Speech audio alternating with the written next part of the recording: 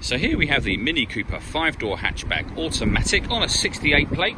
I'm going to start off by showing you around the outside of the car, and then we'll hop in and run through some controls on the inside.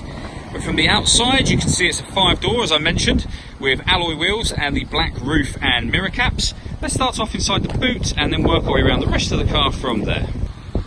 So as we approach the back of the car, you'll see we've got plenty of boot space along with that 60/40 split folding rear seat. Okay, so we're just going to work our way back round to the front of the car, and then we'll hop in and run through some controls on the inside. But now that we've done a full circle of it, you can see that it's in excellent condition the whole way round. Just briefly before we climb in, I think it's well worth seeing the interior from this exterior point of view. There's plenty to run through on the dashboard, so let's hop in and we'll do that right now. Okay, so now they're inside the car, we're going to start with the dials. On the left-hand side, we have the rev counter, we have the speedometer in the middle, and on the right-hand side, the fuel gauge. Also in the middle there, you can see the total miles for this car, which are 2,440. You can change the information displayed above that by using a button on the end of the indicator stalk for various different bits of information, including a digital readout for the speedometer. If you leave it a few seconds, you'll see that it takes over the majority of the screen there. We back out to the steering wheel.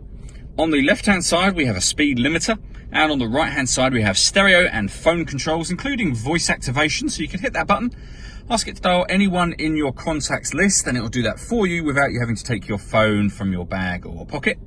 That is, of course, once you paired the phone, and that is done over on the screen in the centre here, under the communication heading, and then manage mobile devices and connect new device. All of the movement I'm making on this screen is being done using this dial just here. You can push this down to select things. This also moves to the right and left as well. So firstly, we've done the phone menu, but our audio, you can see that we have got DAB and FM radio. Once you pair your phone, not only can you make and receive phone calls, but you'll also be able to stream your music wirelessly via Bluetooth audio as well. And we have USB input there. We can then make adjustments to our sound settings, bass, treble, fader, etc. Working our way down, we have the air conditioning. So this dial will determine the direction of the air. This one, the fan speed, and this one, the temperature. Once you're happy with those settings, this button turns the air conditioning, well, off, in this case, back on again. And this one will recirculate the air that's in the car. That's a great way of heating it up or cooling it down quickly, depending on the temperature that you've set on this dial here, of course. Underneath that section, this button turns off the traction control.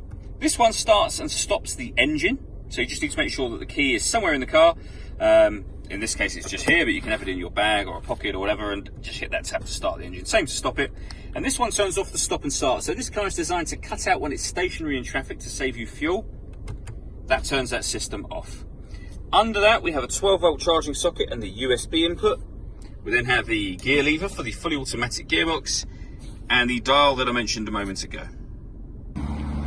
All that leaves me to say is thank you for taking the time to watch this video. If you'd like to come and see the car in person and have a test drive, please feel free to call any of our MJA sites. We'd love to hear from you soon.